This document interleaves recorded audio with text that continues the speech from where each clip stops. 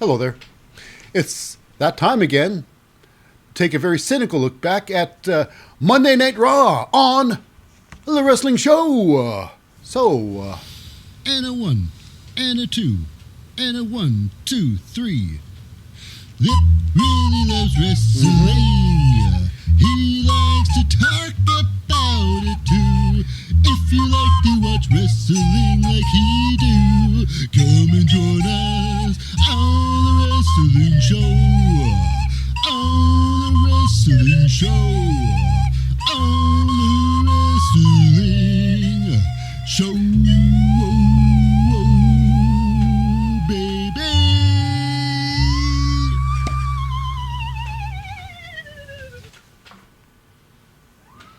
Well. Welcome to The Wrestling Show. I'm your most fickle host, Lip Hazlewood, and this is a very cynical look back at the latest episode of Representing the WWE and live from the Toyota Arena in Ontario, California. It's Monday Night Raw. Air date, September the 25th, 2023. This episode is The Road to Fastlane.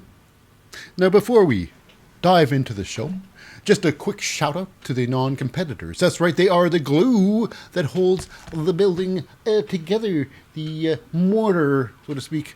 First and foremost, representing the authority figure, it is, of course, Adam Pearce. Next, getting all the pre-match interviews and all the backstage scoops, they are the team of Jackie Redmond and Byron Saxton. And, of course, heading into the ring, we have the announcer letting everybody know who's about to fight and the results of such matches. We got Samantha Irving, and last but certainly not least, we got the commentary crew, the play-by-play guys, the hosts, and I call them the narrators, the whole damn show. They are the team of my personal favorite. He's, for sure, a future Hall of Famer.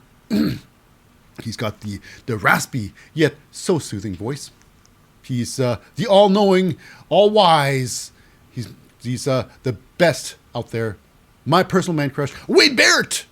And backing up Wade Barrett, it's the longtime veteran of over 25 years. It's Michael Cole. Now, without any further ado-dos, let's get started with the show. Now, we start huge. It's he hasn't been around for a bit, but make a big noise.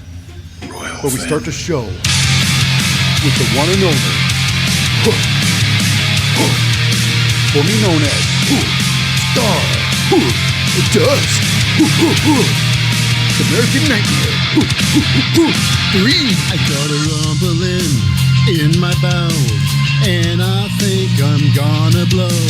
There's a bathroom stall, I'm finally here.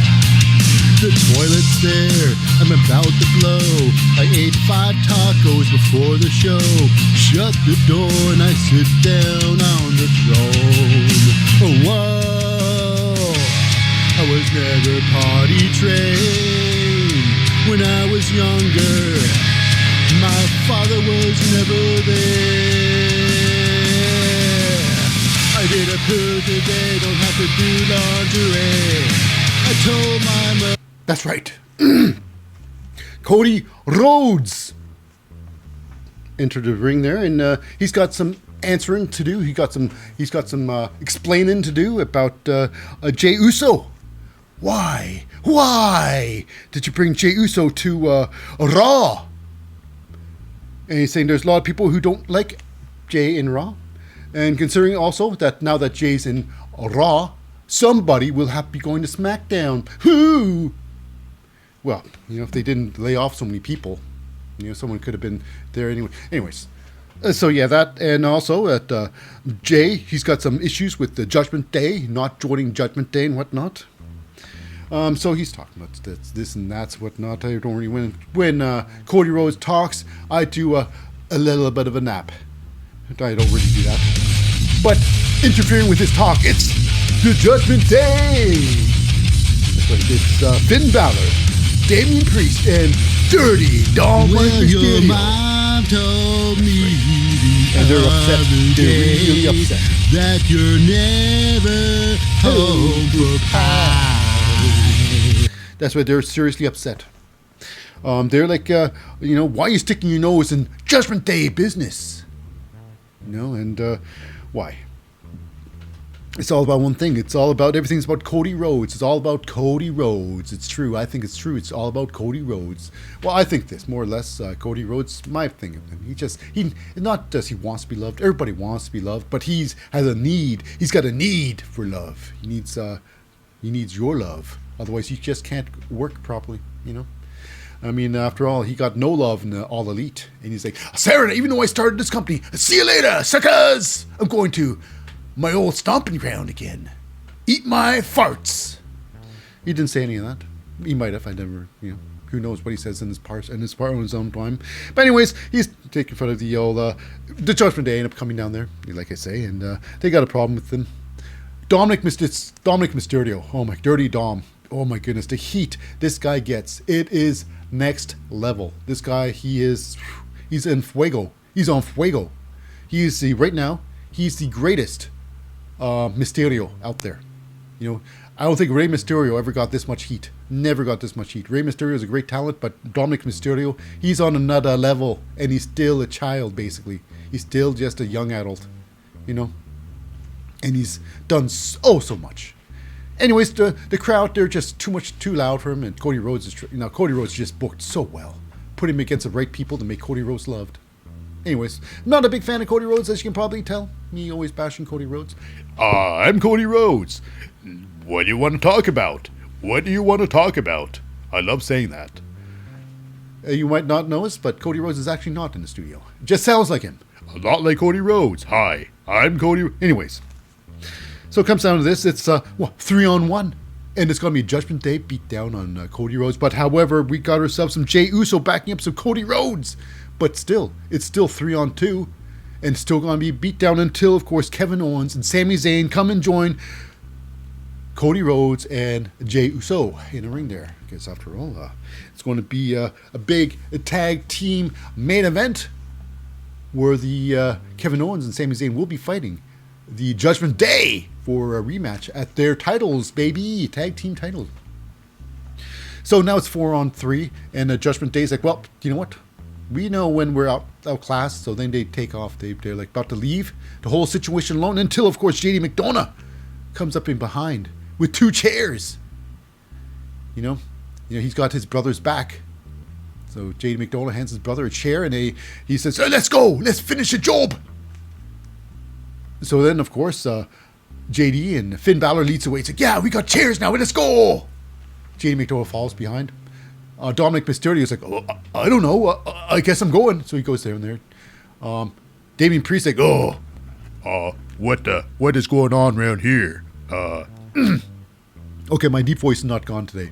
I'm Damian Priest. What's going on around here? It's not going now. Damian Priest is just not doing it. He doesn't want any part of going back to the ring there until he figures he's just staying there watching the Judgment Day, getting their ass handed to them. Because it's still 4-on-3, even though we got 2 chairs in the ring there.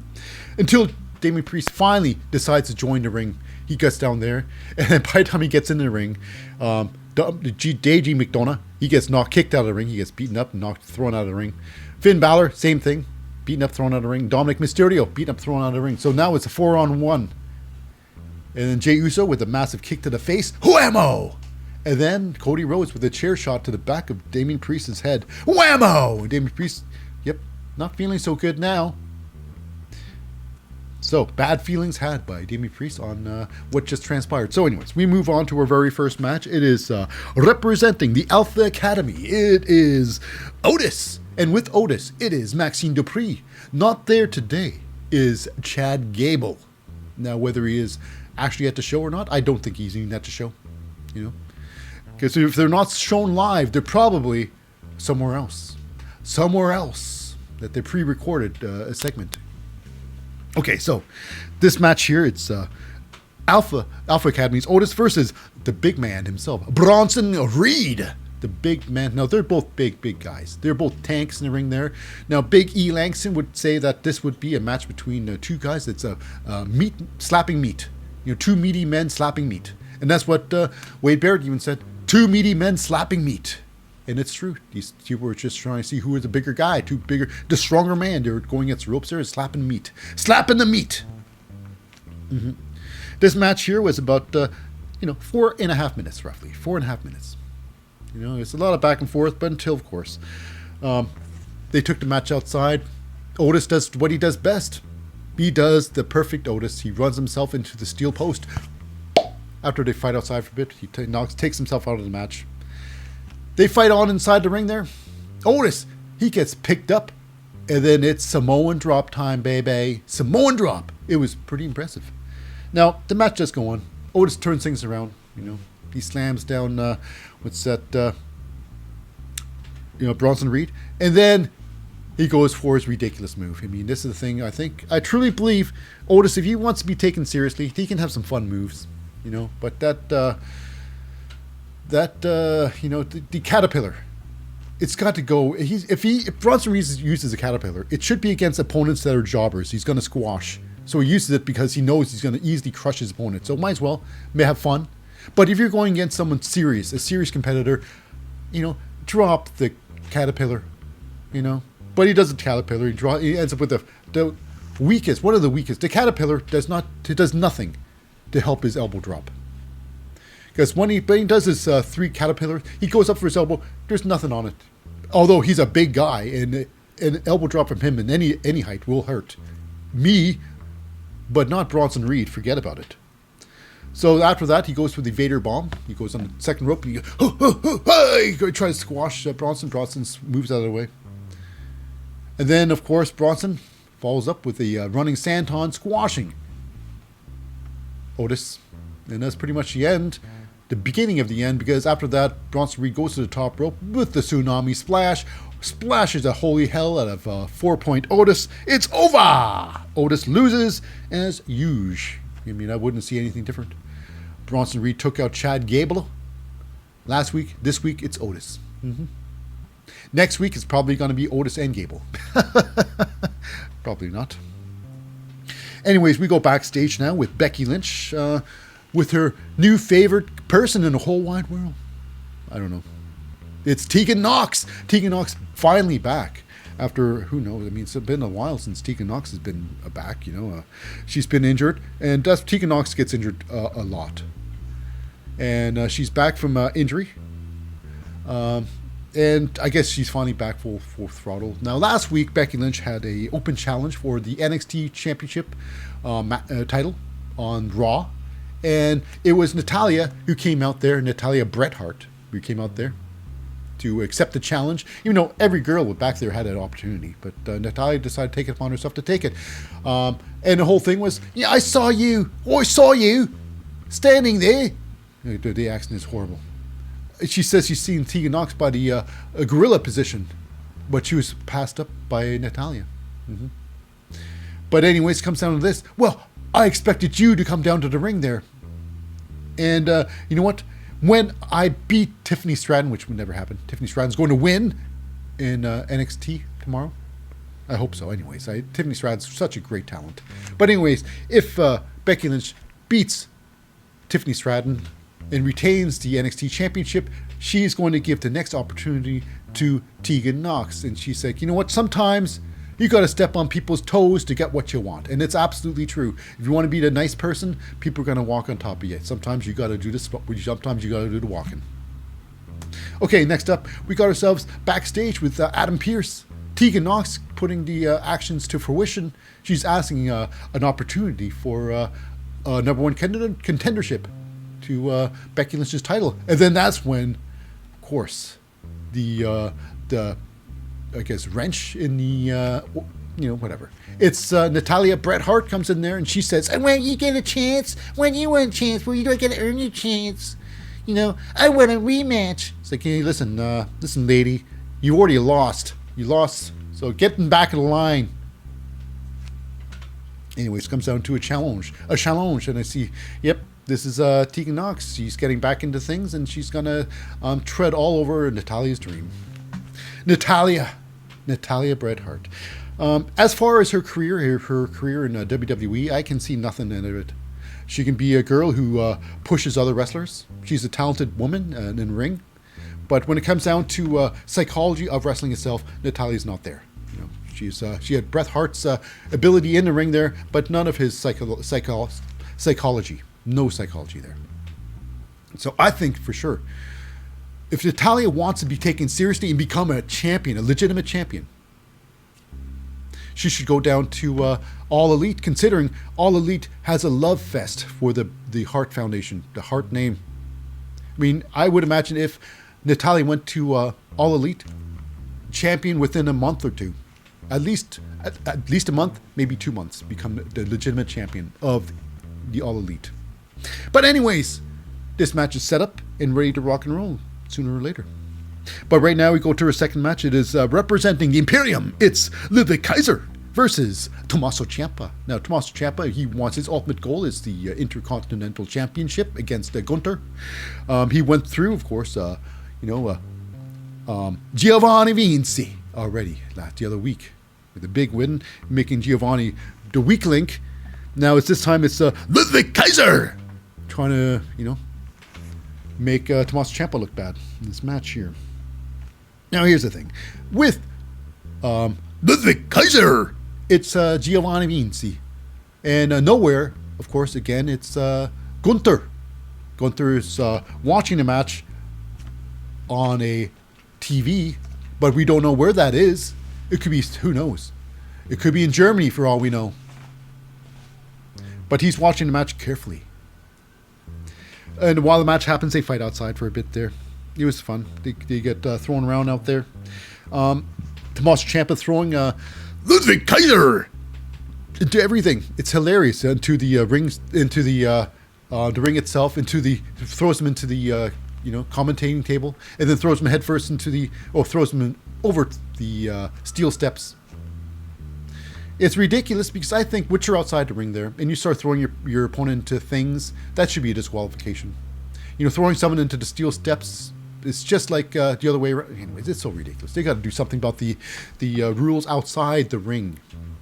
It's definitely changed from the old school. Mm-hmm. Is it more exciting when you can do stuff out like this outside the ring and people that bored? Anyways, back to the match. It is basically a lot of back and forth, but basically it's this. Tomasso Ciampa is basically beating the holy hell out of, Ludwig Kaiser. With as soon as they get back into the ring there, it is a widow's bell, knocking the holy hell out of Ludwig. Now we got to a point where Tomasso Ciampa is going for he exposes his knee, his naked knee, from his padding into to his final knee strike to Ludwig Kaiser, until Giovanni decides to come in there, intervene. He comes in the ring there. He, I guess, distracts Tomasso. Tomasso uses that knee against Giovanni, knocks him clean out. So he's on the ground there, out cold. The referee decides to check on Giovanni, see if he's okay. And while he's checking on Giovanni, it is a nice enziguri kick to Tomasso Ciampa's side of his head. He goes down there. Ludwig Kaiser goes for a pin, but the referee is still checking on Giovanni Vinci. So the pin does not count because he did not see it. Then after that, it's Kaiser. He kicks out Giovanni from the ring. Out my ring, you idiot! You fool! And he turns around to get... now, this is a finishing move from Tomasso Ciampa. It was... my eyes, I seen a giant whiff. A leg slap. That's why I saw a flying leg slap. That's what it was. But this is what it was called. It was so bad. Michael Cole called it a running knee. He wasn't running at all. There's no running in it. And then after that, he called it a flash knee. And then after that, he called it the ripcord knee. It wasn't a knee at all. It looked like it was a whiff of a knee. It was probably a kick to his face. It was lousy. But anyways, it was enough to win a match and enough to make Tomasso win and Gunther livid. No one loses to you. Right, he never said that. Anyways, after that, we go to our big match. It is the future number one contenders ship to the NXT Championship match. Of course, if Bayley beats Tiffany Stratton on NXT to retain, this would be a legitimate number one contendership match. And it is Tegan Nox on a return to to the main roster from injury. And not wearing any braces at all on her knees. I think she's 100%. Versus Natalia, Bret Hart. You know? And of course, we all know who's going to win this match. And it's not going to be Natalia. Now, joining this match, watching carefully, it's Becky Lynch, of course. You know, seeing, of course, her number one girl is due in this match here. Tegan Nox. Will she kind of beat, Natalia? Will she have to fight Natalia yet again? But like I always say, Natalia is better off in, AEW. Impact, she just forget about Impact. Don't even bother Impact. AEW. Or bust, baby. Anyways, Becky Lynch, no iced tea this time, or no lemonade. Oh, you got to turn lemon into lemonade. They dropped that a long time ago. Anyways, inside the ring, we got ourselves an interesting move. It was a tough match to watch. I guess it's going to take a couple before Tegan Nox gets back into stride, and to have some good wrestling. She does this move. It's like this cannonball, the Santon cannonball, which she does a back bump. It's like Shotzi. Shotzi does the same type of move, but this one is just so messy looking. So it leads up to a Shining Wizard, the shiniest of wizard, but misses, I guess, Natalia's last shot for when she goes for a schoolgirl roll up. Doesn't get it. Tegan Nox pulls the trunks of Natalia. She goes throat first onto the second rope. And then she gets off there. And then after that, it's the shiniest of wizards. The shiniest of wizards. Mm-hmm. Tegan Nox, although it looks more like a Tegan Nox running up and giving her face scissoring her face. But it's the Shining Wizard putting it out of reach in 2 minutes and 40 seconds. Under 3 minutes, this match. Mm-hmm. Underwhelming on both sides. I think Natalia can perform a lot better than this. But Natalia. Anyways, Tegan Nox wins, and now she's waiting for, I guess, Becky Lynch. If she wins, Tegan Nox gets next chance next week on Raw. So after that, we go backstage, and it's a little bit of the Judgment Day. All pissed off. They're all mad as hell. Damian Priest getting in the face of JD McDonough. Hey, JD, you're not in Judgment Day. You're never going to be in Judgment Day. Damian Priest. That's right. That's what he sounds like. You're never going to be... Anyway, so get the hell out of here. Get out of here. So he tells JD to get the hell out of the locker room because he's not welcome. Part of the Judgment Day. He's so furious. I took a beating for you. Anyways, after that, we got ourselves Seth Rollins. He's in the ring there, and he's a little bit tired of Shinsuke Nakamura. Now, they had a big, their last pay-per-view. Shinsuke lost, and Shinsuke's been tormenting Seth Rollins every now and then, attacking him every now and then.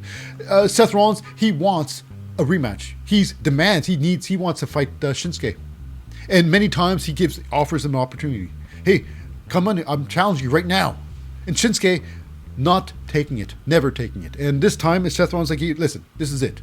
I'm challenging one more time.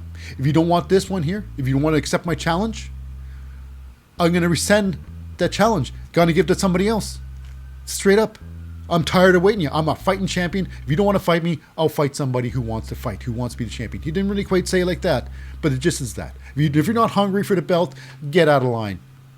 Let someone else who's hungry for that belt to have an opportunity at the belt, If you want to take your time, get lost. Get lost. This is not about you. It's funny because Shinsuke, he's taking his time about the whole thing, thinking if Shinsuke Nakamura was actually the champion right now, this would make sense. What are you so hurry for? What are you in a hurry for? Take your time. So it is weird, Shinsuke, really. And the whole promo Shinsuke does, he cuts in, he starts talking about what he's going to do to Seth Rollins. And it's upsetting because Shinsuke, 100% Shinsuke's given up on the English language. Completely forget it. You know what?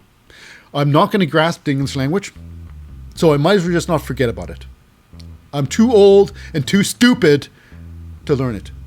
Okay, that's a little bit cynical. Maybe too cynical. But anyway, Shinsuke does this whole thing in compassionate Japanese. We got to read it. I'm like, oh, God damn, I got to read this shit. So, yeah. So it's going to be at Fastlane. It's going to be last man standing. And I feel at Fastlane we're going to have a new champion. Shinsuke Nakamura would probably be the new champion at Fastlane. Seth Rollins, he needs some time. He needs some time off. He needs some time to heal. Because he goes at this, he either heal or retire. But then again, I really don't know how bad Seth Rollins really is, or if those cracked vertebrae in his back is actually a work, or if it's real. So with that, we got ourselves the injured. Wait for the ricochet with Jackie Redmond, and he's injured, so he's what you gonna do when you come back? The whole thing, it's like basically it's this. What you gonna do when you return to the ring? It's Ricochet. He hasn't forgotten about how he got injured in the first place, and that's Shinsuke Nakamura taking him out with the chair the other week. So yeah, when he comes back, he wants Shinsuke Nakamura. Whether he is champ or is not the champion, it doesn't matter. He just wants... the story's not finished with him and Shinsuke. So next up, it is the match of the night. Match of the night. And it is a mid-card match. This shocking. Because this match should have either been it should have been a bookend match. It should have been either A, should have kicked off the show, or B, finished off the show. Period. End of sentence. Because I say it is the NXT North American Championship match. Your reigning and defending champion, Dirty Dominic Mysterio, by himself. Nobody by his side. No Rhea Ripley. She's still injured. She's still, I guess, quote, injured from Nia Jax from a couple of weeks ago. And this one here he's defending his belt against, now, this is no rush. He's fighting Dragon Lee. Now, Dragon Lee, what a major talent. Major talent. I think it's after this match, I think Dragon Lee will be joining the main roster. Now, Dragon Lee, he is one hell of a luchador. Massive tope suicida, well over the top rope. Clearing that top rope, this is the most complicated tope suicida you can do. Most terrifying you can possibly do. You need cojones to the top rope tope suicida. Not just cojones, but you need athletic ability. Because if you don't have athletic ability, going over the top rope is impossible. But anyways, he goes over, crushes some Dominic Mysterio. Dominic, his style of wrestling is really good. He takes advantage of your weaknesses in the attacks. He doesn't have like rows of offense. He takes part of what your mistakes. So basically, he turns around a move. He gets Dragon Lee with a cheeky Michinoku driver. It's pretty good. Now, it was basically, like I say, Dragon Lee was dominating this match with parts of Dominic Mysterio with an offensive move and getting close victories like that. Dominic Mysterio takes a big bump. He's standing outside of the ring, area, outside the ropes, on top of the ring area, on top of the mat. Dragon Lee, Hurricanrana, throws him off the top rope outside the ring there. He takes a big bump. Dominic takes a massive bump. But I'm saying, thank goodness for the new state-of-the-art padding they have out there. 5 inches of this, foam padding outside the ring that on top of the hard concrete really allows some really wonderful outside spots, and more of them too. Gives people more confident of taking these crazy ass bumps. Anyways, Dragon Lee with a massive powerbomb gets Dominic Mysterio down. But not out though. Now Dragon Lee, he sets up Dominic Mysterio for they call it the Alberto Del Rio, where Dominic Mysterio, he's basically sitting on a top rope. He gets pushed backwards and he's trying to get up, so he's holding on. He's almost in like a plank position. Dragon Lee jumps off the top rope and then stomp! The old stomperoonie on Dominic Mysterio. Now here's where the match ends. End sequence here. You think it's over for Dominic Mysterio? Well, guess again. Because Dragon Lee thinks he's setting Mysterio up for some move. So Dominic Mysterio is getting up on a corner. Dragon Lee sits up on the other corner. He's going to do a move. I'm not sure what it could be. But he's running up to Dominic. Dominic, thinking fast, he lifts up Dragon Lee. Dragon Lee gets crotched on the top rope. That's right. His balls get squashed on the top rope. It's not good for Dragon Lee. Dragon falls off top rope. Dominic Mysterio, with his quick thinking, goes on top rope with a 5-star frog splash. crushes Dragon Lee and his dreams. Dominic Mysterio with his best title defense he's had ever. I think this is Dominic's greatest match he's had so far, because this match was clean. Nobody helping Dominic Mysterio win. So yeah, very good win for Dominic Mysterio. However, I do not think we will see the last of Dragon Lee in Monday Night Raw. Or should I say the main roster? He may not be in Monday Night Raw, maybe SmackDown, who knows. But Dragon Lee, I think he's run his course. I think he's run his course at NXT. You know, he's just a super talent. He doesn't need to be in NXT. Regardless, moving on. We got ourselves backstage antics. We're basically just watching Nia Jax go to the ring there, you know, to have an interview, and it's all about Meme Tazawa. Akira Meme Tazawa. He does the whole thing where he sees something. Oh, no, nope, not gonna have that. Nope. And he walks away with a dumb face. I always say, you know, if Tazawa is going to be the clown that he is, he might just go take this dumb clown to the next level. You know, not just a dumb face, but how will it get those rubber legs? Like, oh, I can't really walk, and it falls down, like pratfall. That's what would be hilarious. You know, Tazawa is a clown. He should act more like a clown. Just go right into it. Anyways, moving up next, it's backstage, and it's got a little bit of a Jackie Redmond with your former tag team champions Kevin Owens and Sami Zayn. And it's like, why did you help Cody Rhodes earlier? Why did you help Cody Rhodes and Jey Uso? Kevin Owens is like, you know what, we didn't, it's not about Jey Uso. It's not about Cody Rhodes. Sami Zayn pops in there and he says, it's not even about Judgment Day. So he starts getting really impassionate. He talks about it's about them two. It's about Sami Zayn and Kevin Owens. It's about taking back what's theirs, and that's a tag team championship gold, baby. So they're looking forward to an impassioned speech. Next up, we go into the ring with Michael Cole, and he's talking to Nia Jax. Nia Jax, she truly is. Now, I was always concerned because how she treated Rhea Ripley. She could have seriously injured her, seriously crushed her ribs. You know, blew out one of her boobs with that giant Yokozuna. You know, the bonsai drop. But it's about this. I think Nia Jax, she legitimately is a tough girl. She legitimately can beat up anybody. She can, yeah, she's a tough woman.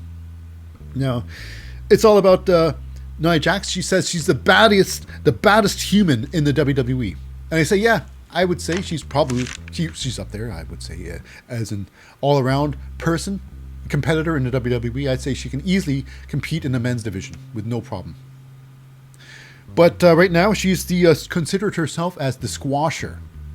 She's squashing everybody in her path. She squashed Rhea Ripley.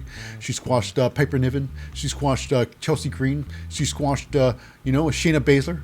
And she squashed, what's that?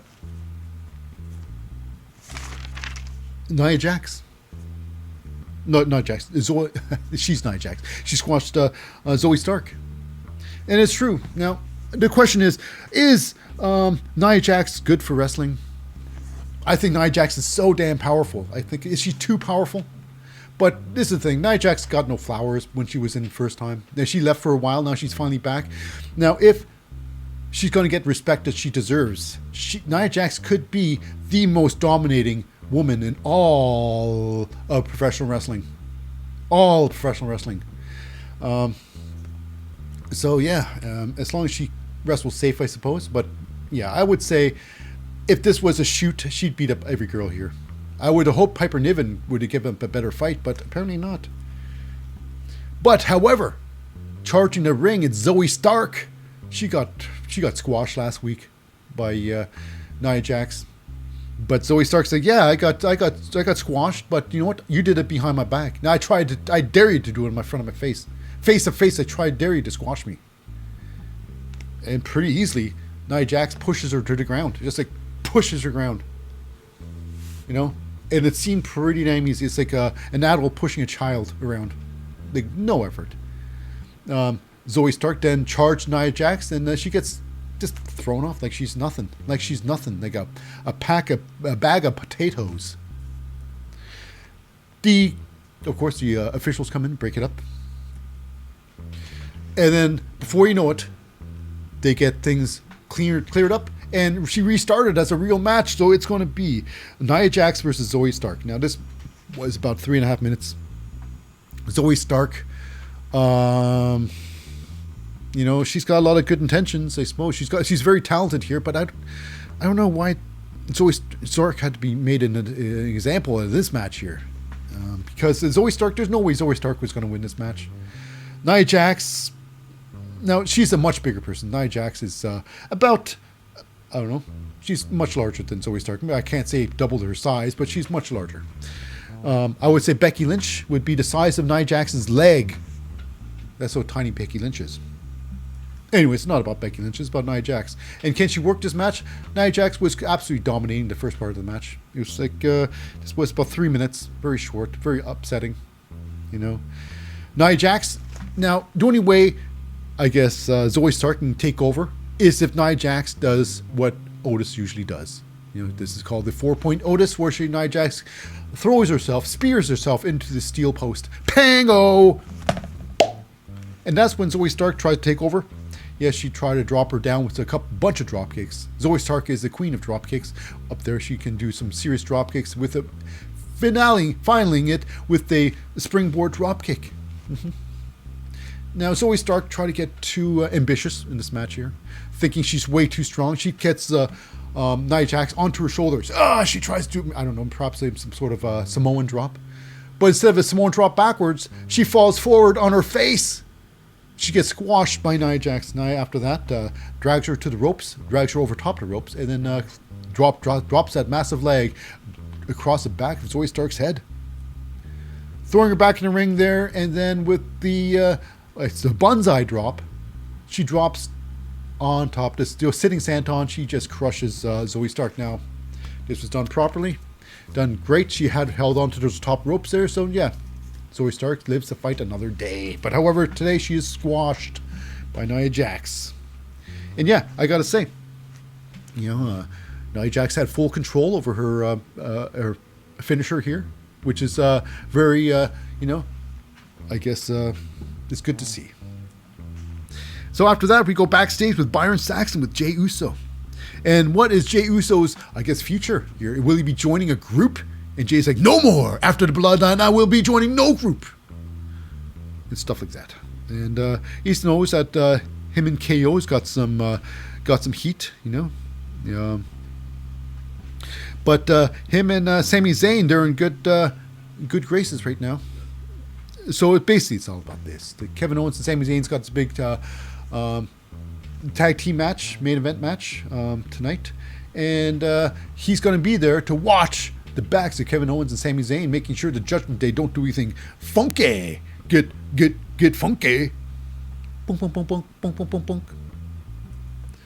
So now after that, we got ourselves a wonderful, this segment was next level. This was a fantastic segment. This was Miz TV with The Miz.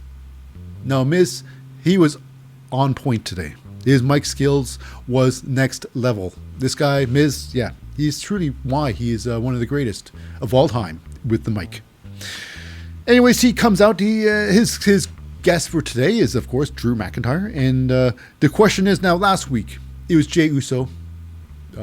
He was getting his ass kicked by the Judgment Day, and Drew McIntyre decided to walk away from the whole situation, not deal with it. And the question is Drew McIntyre a coward, or is he a conflicted hero? And Drew McIntyre, I guess he's got some stuff to say. But while he's talking, Miz, he has some really good points. He's saying stuff like, you know what? Me and you, we got a lot in common. A lot in common. And he says a lot of these points when it's very true. The type of person they are, and how they see what happened with Jey Uso, how they treat everybody, And Drew McIntyre, you think there's some sort of alliance going to be happening. It is some seriously good stuff. But Drew McIntyre's on the same page as Kevin Owens. He doesn't trust Jey Uso. Doesn't trust Jey Uso at all. Costs everybody so much. And then that's when, oh my goodness, Xavier Woods and Kofi Kingston come out there. They're not a fan of Drew McIntyre. It is brutal. Now, Xavier Woods, he's got some cutting marks. I mean, Xavier Woods, he's getting really angry. He's got some real biting comments. You know, he's not nice. No more Mr. Nice Xavier Woods. Some hateful things. Now, Kofi says what Drew McIntyre did was cold-blooded. Cold-blooded. After they call him Big D for a reason, you know, because he's a good guy. Does the right thing. But now Xavier Woods says, you know what? Now that we called you Big D, but after that horrible thing, you got some serious shrinkage happening. Shrinkage. Oh, making fun of his D. Oh, my goodness. And they said, well, I couldn't help with your big sword, just too limp. Whoa, another D joke. Oh, unbelievable. And, you know, the whole thing is with this. It's like, why didn't Drew McIntyre help? It's like, well, this is the fact. You know, Drew McIntyre didn't help. It's like, why didn't you guys help? You guys were back there. The whole locker room was back there. You know, even though Cody Rhodes did upstage Drew McIntyre by running in, you know, but it's all about this. Why did Cody Rhodes run in? Because this is Cody Rhodes' problem. This is Cody Rhodes' doing, so he's just cleaning up his own mess, what Cody Rhodes did. So that's all is about that. And then they get close to the ring there. And it comes Miz. He's trying. It's hilarious. Miz is trying to stick up for Drew McIntyre, and Drew's just shutting him down. Shut up, Miz. Shut up. And Miz is still on, you know, Drew McIntyre's side until Drew McIntyre decides to give him the glass cow kiss, right in the face. Just a headbutt. Headbutts Miz right on the ground there. It's over for the Miz, but Miz was great. This segment was great. Miz was amazing. Drew McIntyre was pretty damn good. Xavier Woods, his insults were next level. But it comes down to this. Drew McIntyre versus a Kofi Kingston in this match. Now, this is happening in a very short while. But after that, we go backstage with the Alpha Academy. Otis licking his wounds after losing terribly.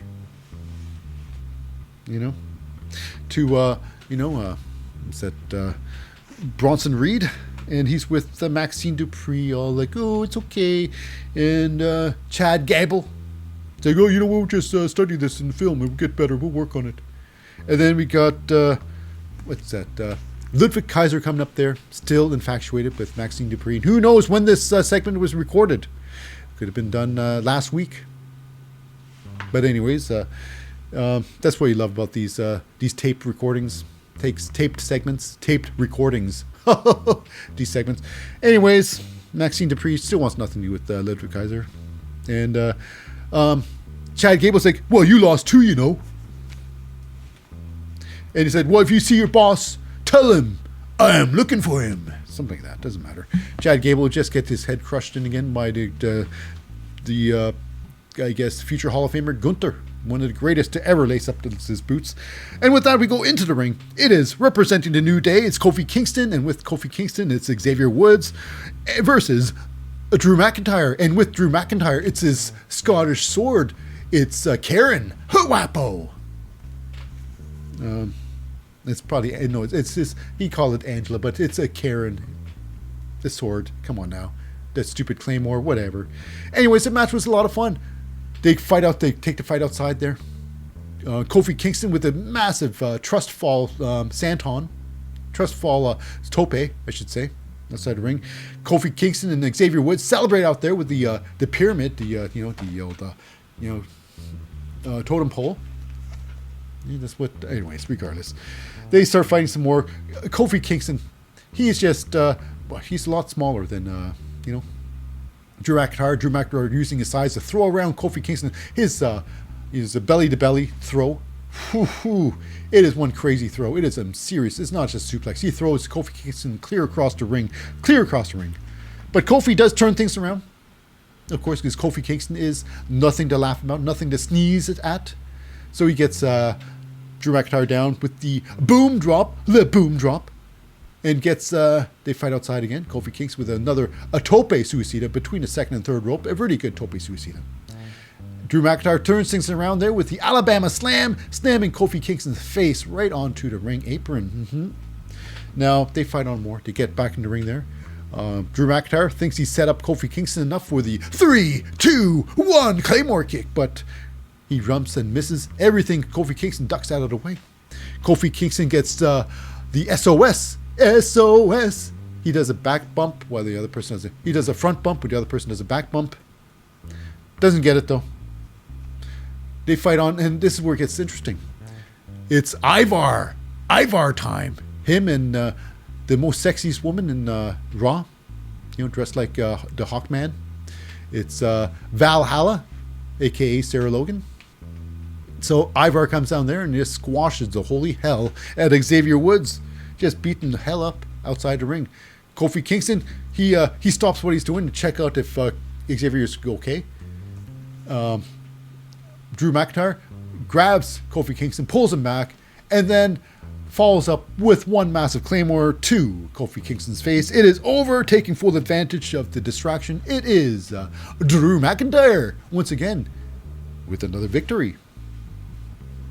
And just like last week, he decides to leave the ring. While inside the ring, it's Kofi Kingston getting his arse handed to him by Ivar. The beautiful the sexy Valhalla, although she's dressed up looking like a Hawkman. Anyways, she's directing traffic. Yep. Drew McIntyre, nothing to do with it. He walks off. And it's Ivar. He climbs to the top rope with a massive, beautiful,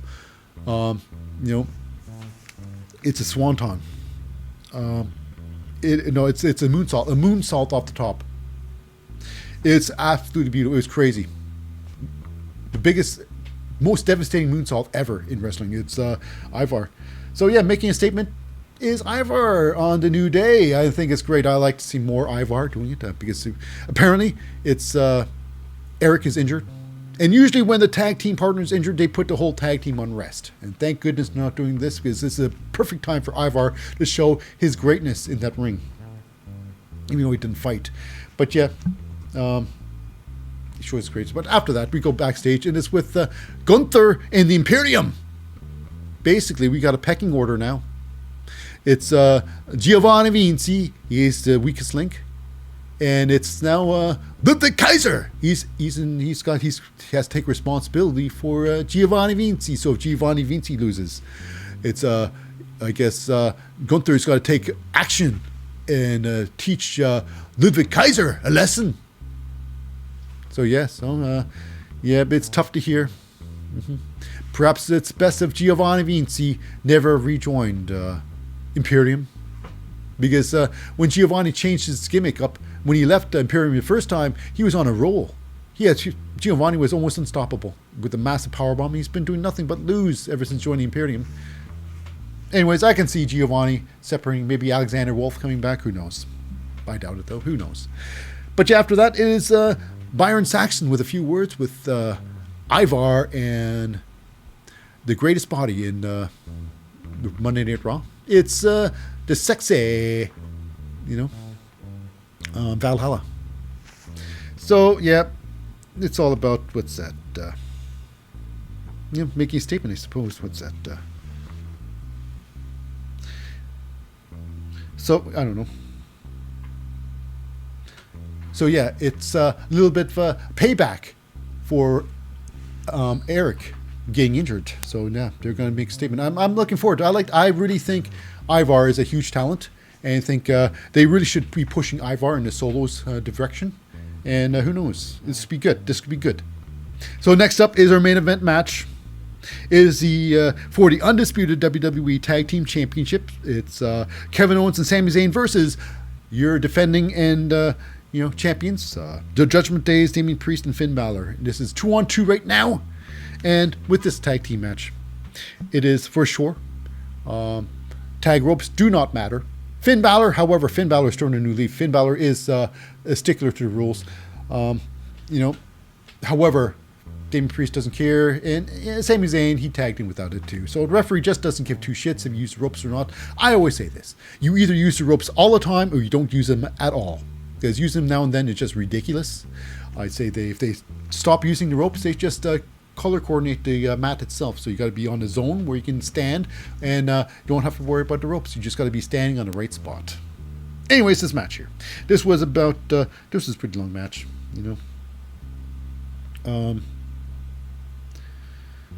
About 15 minutes long, roughly. It's pretty long. It's a pretty good match. Not 15 minutes, a little under 15 minutes. Anyways, you got yourselves Sami Zayn with a massive tope suicida over the top rope on both of them.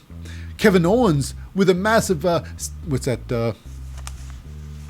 It's called the Santon style. A front bump on the outside of the ring on Damian Priest on a soft mat. 5 inches of foam on top of the hard concrete. That's right, the match goes on. Kevin Owens does give Damian Priest a massive, he slams him right on top of the commentating table. Match goes on. Doesn't really matter. Damian Priest does get into the match eventually. Kevin Owens, with a massive frog splash, tries to end it for him. Tries to end for Finn Balor. Doesn't work. Finn Balor gets out of that. Turns things around and gets a massive coup de grace. Sets up Kevin Owens for the coup de grace. Coup de grace is a holy hell out of Kevin Owens. Goes to the pin. However, Sami Zayn breaks it up last second. Now Sami Zayn gets, it goes on. Sami Zayn fights Damian Priest. Sets him up for the Huluva kick, and that's where things get out of hand. Dominic Mysterio, he finds his way to the ring apron there. Distracts Sami Zayn. You know, Damian Priest tries to take over, but Damian Priest, he almost gets pinned again with the Blue Thunder Bomb, but it's Finn Balor breaking up that pin. Kevin Owens takes out Finn Balor. They fight outside the ring, and this is where things really get out of hand. Of course, Damian Priest tries to get a good win over, Sami Zayn. Doesn't get it. Sami Zayn, well, they start fighting some more. That's when, I guess, Sami Zayn tries to finish it off. You know, and Dominic Mysterio climbs on the rope again to distract everybody, and that's when Jey Uso comes to the rescue, pulls off Dominic Mysterio from the thing. They start fighting. They start fighting around the ring there to the commentating table. And then it's JD McDonough comes in to even things up. So then, or give the higher upper hand. So then it's now, what's that? Jey Uso gains ass kicked. And then it's Cody Rhodes joins the fight. And now he evens up everything up there. So now Cody Rhodes, Jey Uso starts beating up everybody there. JD McDonough gets taken out. And then it's Cody Rhodes and Jey Uso start fighting Dominic Mysterio. And somehow, we got the authorities come in there and get Cody Rhodes and Jey Uso, escort them outside the ring there. So now the Judgment Day are still out there in full force, which is weird. In the end, it's, of course, Damian Priest and Sami Zayn. Kevin Owens, stunners Finn Balor. He goes outside the ring there. Stunners outside the ring. Damian Priest throws Kevin Owens outside the ring. Sami Zayn, then, after that one hell of a kick, a hoover kick to Damian Priest's face. You think it's over. It's not. The referee's, he's just distracted by something outside the ring there. JD McDonough grabs the belt and whams, crashes his belt. The old Intercontinental, it grabs one of the belts. He smashes Sami Zayn on the side of the head with it. He collapses down in a heap. Damian Priest rolls over for the pin. 1, 2, 3, it's over.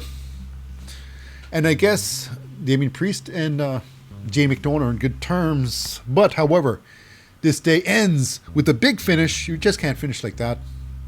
Before the Judgment Day can leave the ring, it is the team of Jey Uso and, Cody Rhodes coming back to the ring there to fight it out. Now, I don't know why they left in the first place. We're going to be there for you. I'm gonna watch your backs just in case the Judgment Day do something funny. But they weren't there. They weren't there when it mattered. But after, it doesn't matter anymore. It's the Judgment Day retaining their titles. Cody Rhodes and Jey Uso come down the ring there and they start fighting. They fight off the air. That's right. That was a big finish, the grand finale of Monday Night Raw. Now, that does wrap it up for another episode of Raw, but for this week at least. Now, if you are a podcast listener, stay tuned for some NXT after this short break. But as for the YouTube audience member, this is it for tonight. I've been your host, Lip Hazlewood, for The Wrestling Show, and I'll see you next time on The Wrestling Show.